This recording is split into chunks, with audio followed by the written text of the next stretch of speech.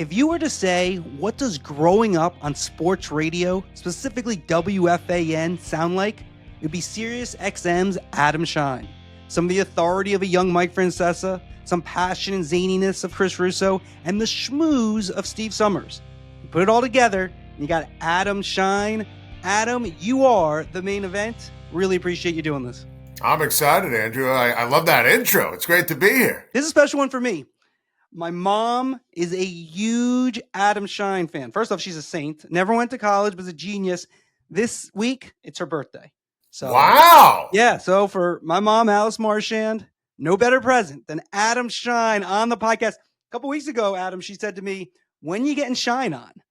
And so then this is where I want to get into with you, because I really do feel like you're someone who grew up on WFAN.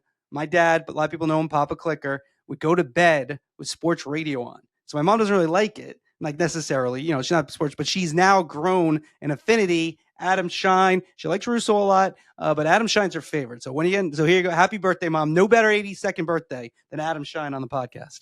Wow, I'm flattered by that. Happy birthday, Mrs. Marchand. I mean, that's about as great as it gets. I mean, that's the ultimate compliment. I mean, and I also love the way you phrase that too, in terms of a child of WFAN. So happy birthday, Mrs. Marchand, and I'm fired up to be here. Yeah, so before we get started, WSC Sports. If you're a network, you're a team, you're a league, you got to use WSC Sports. It's time-consuming for editors to create vertical videos, but it's how fans watch content today. So with WSC Sports, you can automate vertical video creation and use their SDK to get stories, reels, and moment-style content directly in your owned and operated apps and websites.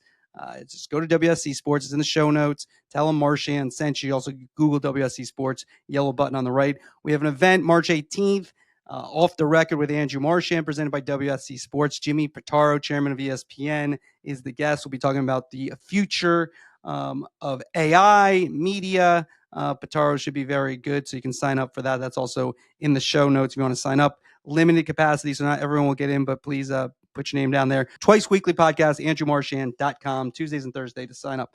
A lot there. I got to also just say all the things you do, because our guy, Andrew Fitzpatrick of SiriusXM, sent over a list. It's a long list of what you do. Shine on Sports, of course, every day at Mad Dog Sports Radio on SiriusXM, 9 a.m. to noon. You host Make It Rain, weekdays on VSiN at 3 p.m. You have Tops with the NFL show on CBS Sports Network, and your own pod, Rise and Shine. All right, let's get to it. You grew up in New City.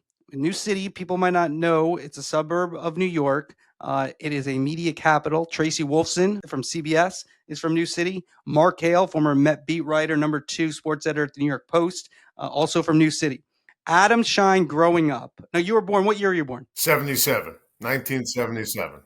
WFAN starts in 1987. Yep. So you're 8. I just feel like, and I could get deep into this, or even when I did the read, the way you do reads, I feel like, I'm not going to say, I feel like it's an ode, an ironic ode to somebody. I'm going to let you say it, but tell me about Adam Schein growing up and how you formulate into a really sensation, because you go to Syracuse, you get on WFAN at a very young age. It's very difficult to do. Just give me a little taste of New City and what Adam Schein was like growing up. First of all, I really think, and you referenced my age and when FAN started, I've said this in conversations with like Bob Hustler before. Bob Hustler was in a generation where he grew up in the wanting to be Marv Albert, right? I grew up in the generation I wanted to be on WFAN. And sports radio, WFAN was born when I was 10 years old. Andrew, I was mesmerized by it. Absolutely mesmerized. Like, I made a decision when I was 10 years old. This is what I want to do for the rest of my life. I mean, it was over. I didn't want to do play-by-play. I wanted to host a sports radio show.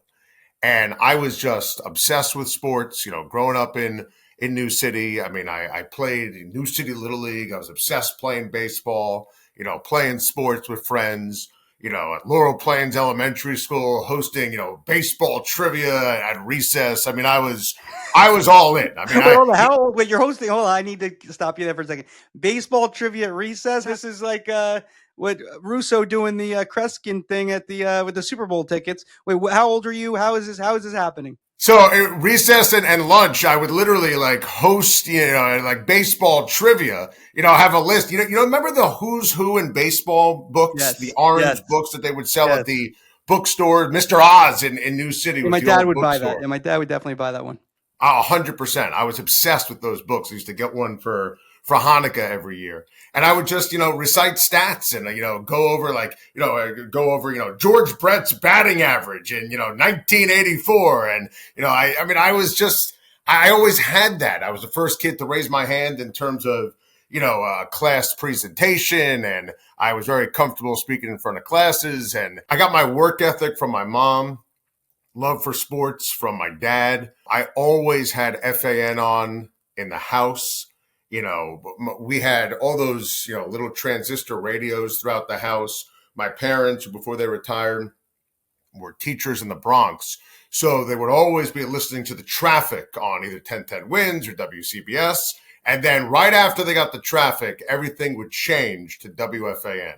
So I was listening to Greg Gumbel, listening to Imus, listening to Pete Franklin, listening to Steve Summers. Like this was my introduction at age 10. And then when Mike and Chris eventually were paired, man, I was obsessed. I mean, I would get home from school, and if I wasn't outside playing sports with friends, which I did all the time in the neighborhood, and obviously I was obsessed with baseball, playing baseball, I would just listen to Mike and Chris. Like I was like listening to them, and this was before sports television. This was before podcasts, obviously. The only thing that mattered is what Mike and Chris had to say. My dad took me once to Mickey Mantle's restaurant.